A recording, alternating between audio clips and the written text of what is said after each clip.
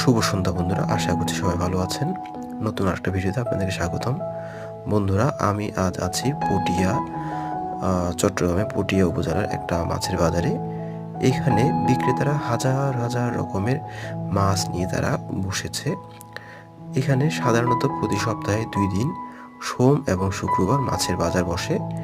এখানে বিভিন্ন ধরনের মাছ যেমন লইট্টা, ফাইসা, চিংড়ি, ইলিশ মাছ, পোয়া মাছ, ছুরি মাছ, বিভিন্ন ধরনের মাছ দেখা যাচ্ছে এখানে।